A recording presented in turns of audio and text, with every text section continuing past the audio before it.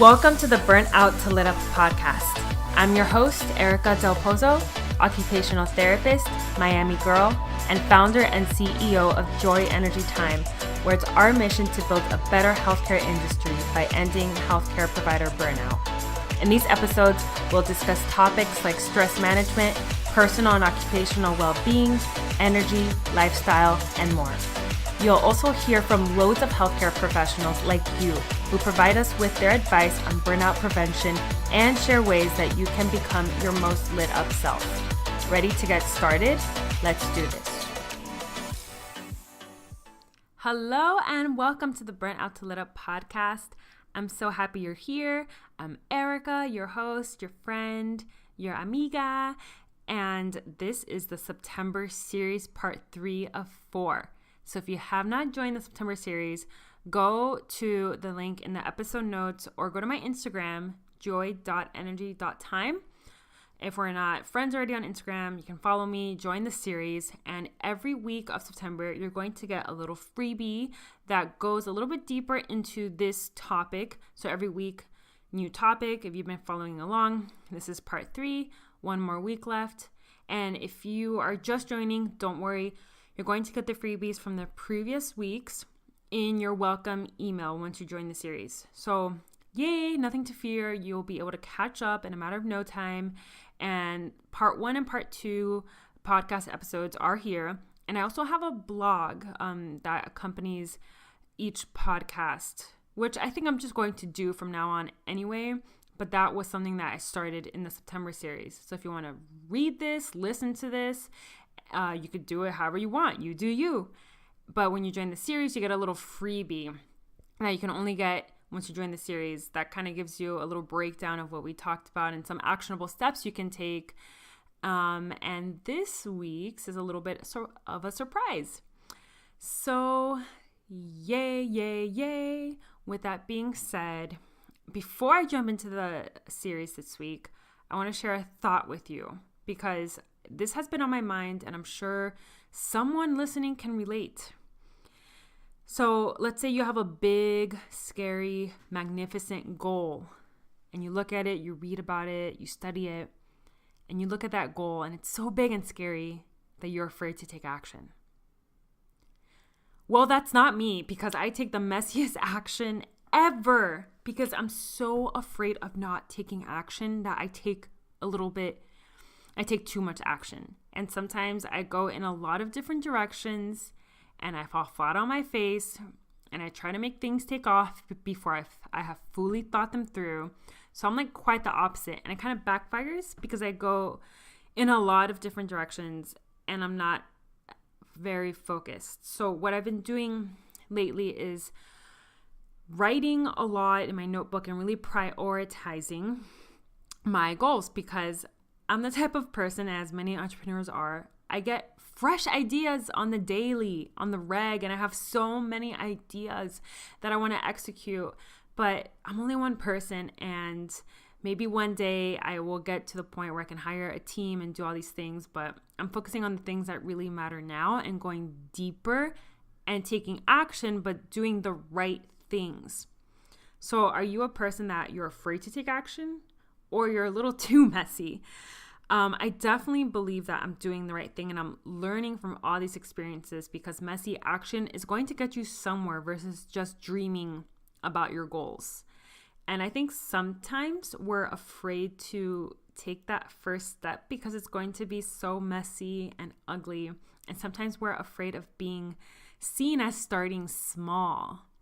I want to do a TED Talk one day. So in order to get there, I have to speak for free somewhere and gain experience and credibility and then work my way up to a bigger stage. Like, as scary as that sounds, I'm not afraid of the small part because for the most part, I feel like I've been playing small. I've had this business for a year, but this is in the past few months.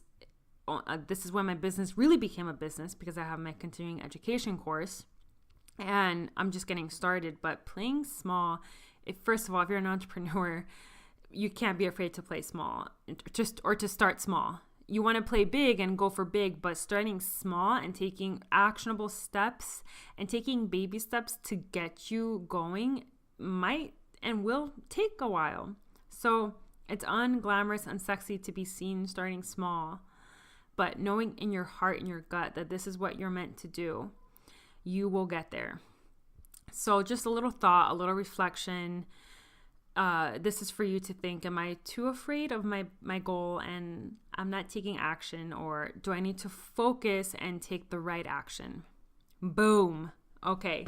So moving on to part 3 of 4, cognitive hacks so that you can handle almost anything. I said almost anything, guys. Okay. So don't put the blame on me that you can't handle something, because I said almost anything. So you don't know what you don't know, right? And sometimes we need someone, an outside perspective, to help us improve ourselves. That's why people hire coaches and trainers and dietitians and work with psychologists and all these magnificent people, because we know we need to improve and we need an outsider's perspective. So I'm asking you to step outside of yourself and ask and look at yourself. Ask yourself, am I handling stress the best way I can? So it doesn't really, to some degree, yes, but for the sake of this argument, let's say your stressors don't matter, but it's how you're handling the stress, how you show up. Because I've seen people stress out way more over much less work than I have had. And just in general, like we can always point to someone that has way more on their plate, but they're handling it better. We all know someone like that, right? Or we hear of someone, or we look up to someone and we're like, wow, they handle stress like a boss. But it's important to step outside of yourself and really observe how you're handling stress.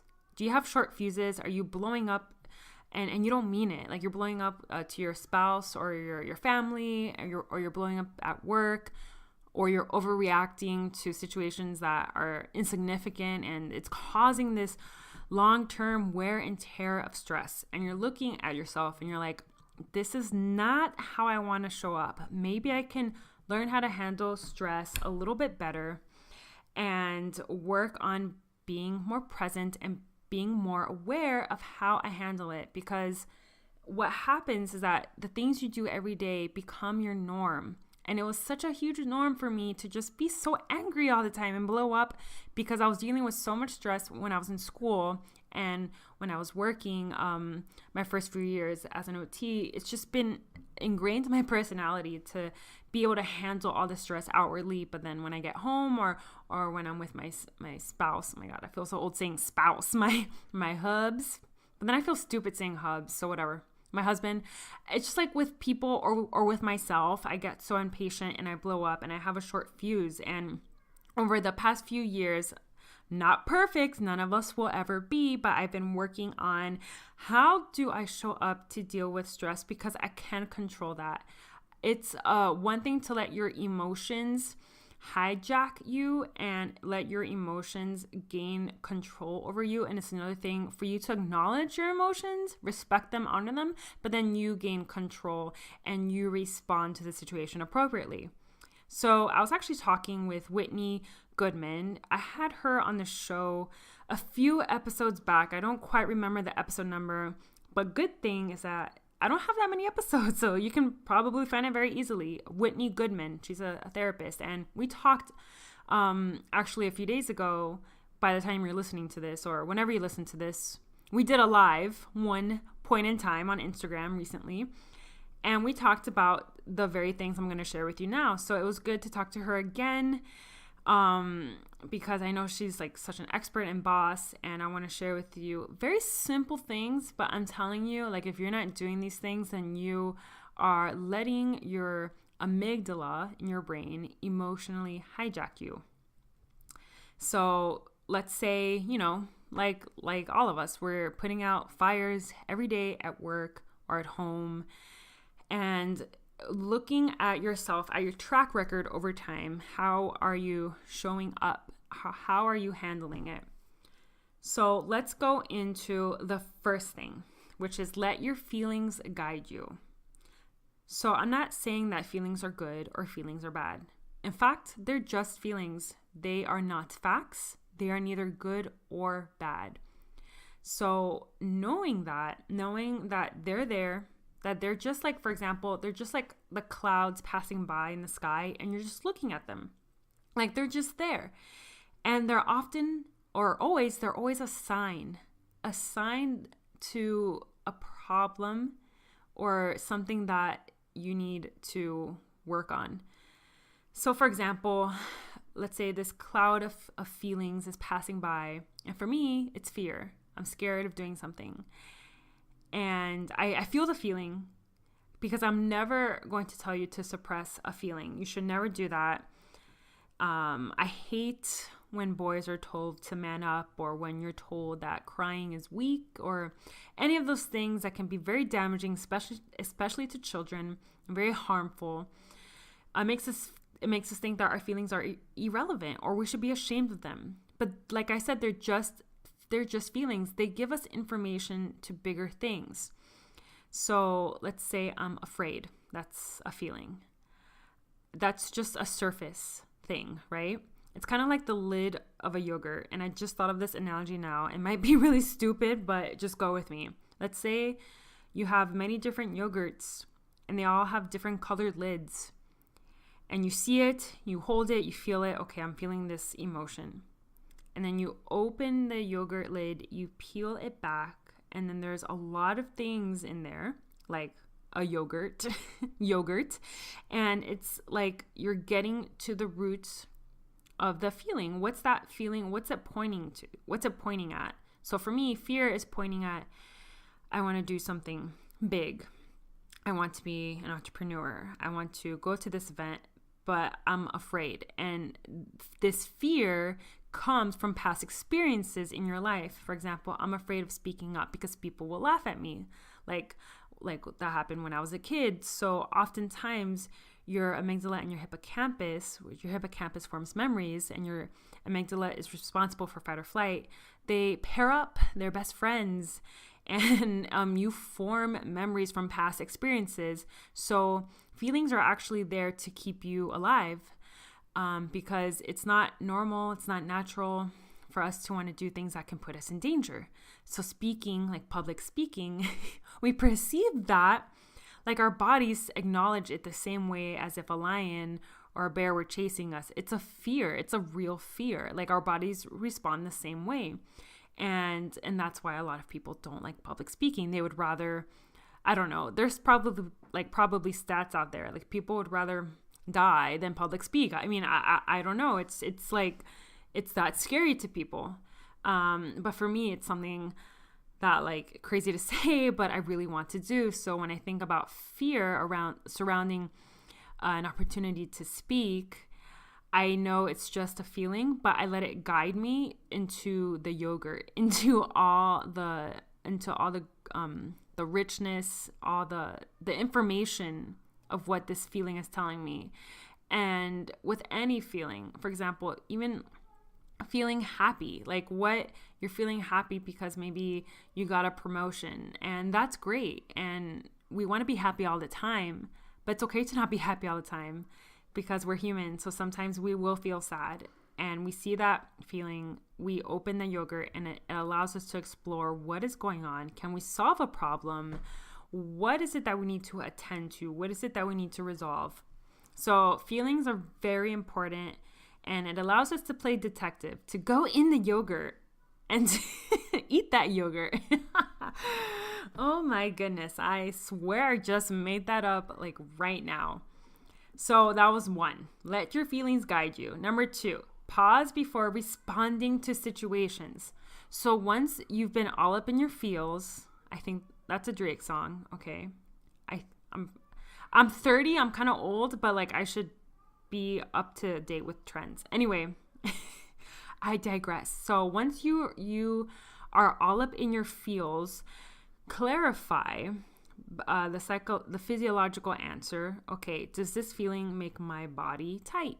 For example, fear makes my breath, it makes me short of breath. It makes my chest tight. And clarify the emotional answer. Like, okay, this feeling is making me nervous and scared. So then consider why you feel that way, open that yogurt, and before responding to a stressful situation, pause. Just pause for a few seconds, whatever the feeling is, before you take action. Because pausing can help you to gain control over your emotions before you say or do something you might regret. Imagine you can hit a huge red pause button in the air, this imaginary pause button, every time you catch yourself about to react. And this is so easier said than done, but this will take many trials of practice, because you will judge yourself because you're like, oh man, I could have responded and paused, but I just reacted. Like, don't judge yourself. Be forgiving, be gracious with yourself. You are doing your best. And just be focused or just be aware of this and catch yourself next time. But I find myself pausing, and 100% of the time I change my reaction to a response for the better. So center yourself, take 3 deep breaths, put your hands on your belly if you can. Again, this might not be ideal if you're doing life or death surgery, but if the circumstance allows you to, you're not doing something life or death, then take those 3 deep breaths. Sometimes I'll do this in between patients, when I was working an outpatient, or if you feel yourself getting fired up and about to snap back at someone during a meeting, do this during a meeting. Whenever and wherever you feel your anger boiling inside you, pause. Take some deep belly breaths. A big notion or big idea I want you to take away is see things for what they are, because we allow our emotions to put some sort of label, like this is a fact, and we react out of that. Sometimes it can be ugly. So cultivating your curiosity instead. So let's say you're in a meeting and you're about to go off on someone, or however you would do that if you're angry, or if you're with a friend or a spouse or family member. Pause, take your deep breaths, and instead of firing back with what your emotions are telling you is right, cultivate curiosity and ask questions instead of snapping at someone. And I'm just using this as an example, like snapping at someone, but you reacting can be not just flight, but it can be fight or flight or freeze. So different scenarios might elicit different reactions, but cultivate curiosity around a situation, and that allows you to build empathy and allows you to take the subjectivity out of the situation. Curious people pause before reacting or making assumptions, and instead ask questions to better understand the other person's experience and perspective.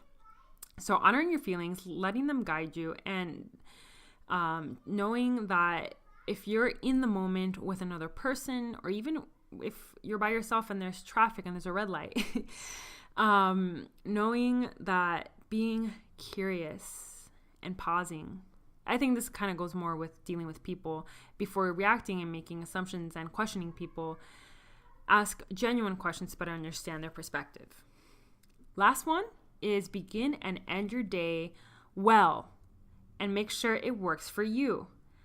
So I can tell you how awesome meditation is and how awesome yoga is because I love that stuff. I can tell you how awesome spinach is. I put spinach in my shakes every day, and a dietitian might tell you to do that. But I can tell you all these different tricks that work for me. But if they don't work for you, then they don't work for you. It's like fitting a square peg into a round hole.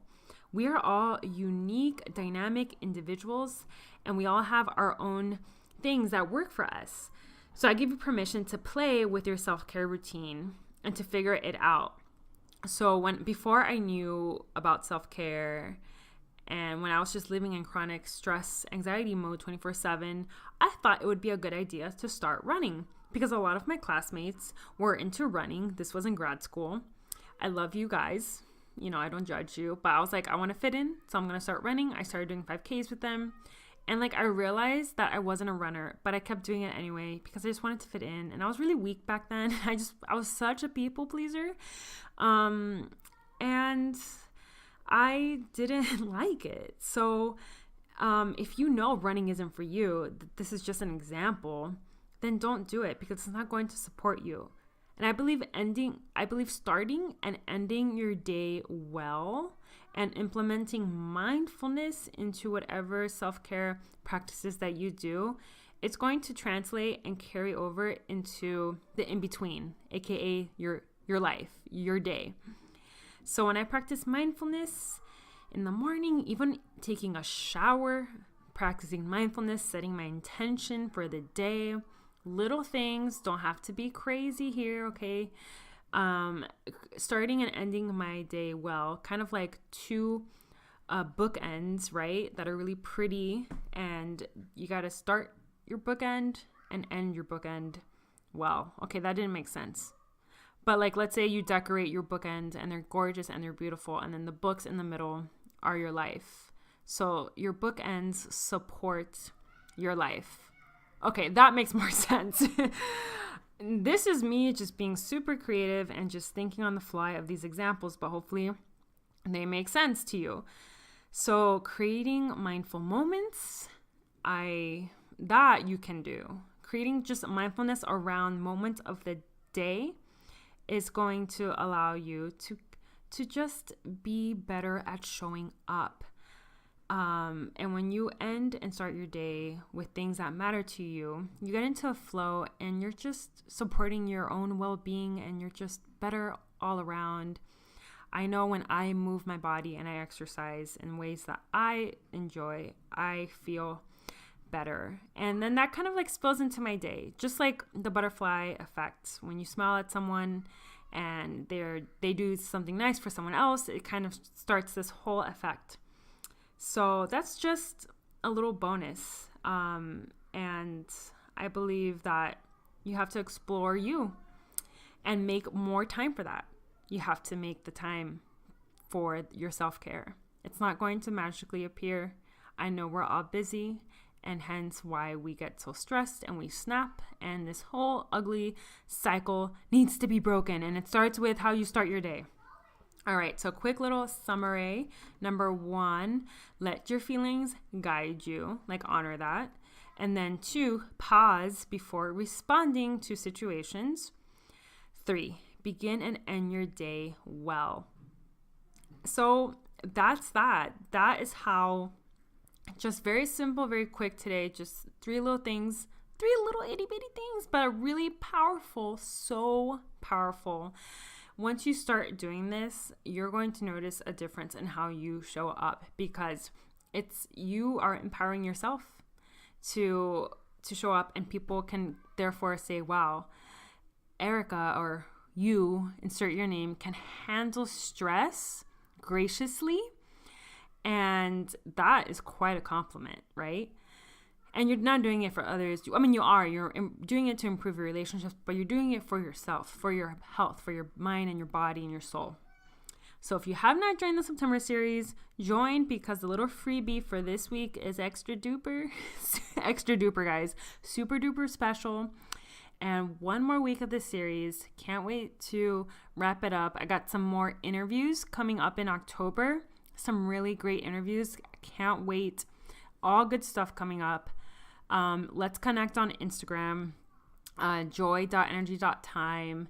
If you like this episode, I know I say this not my intro, my outro, but I'll say it again. Just share this episode, take a screenshot, share it on Instagram. The more people that hear, the more people that I get to reach and that can really benefit from this show, the better and the more visible this show will be to other people. So have a great day, have a great night, have a great weekend, have a great life. I will talk to you guys later. Thanks so much for listening. Like what you're hearing? Subscribe to our podcast, rate, and write a review on iTunes. It would mean the world to us. We come out with new and exciting content each week that will help you slay your burnout beast. So share the show with your friends and your coworkers so we can build a better healthcare industry together. Thanks again.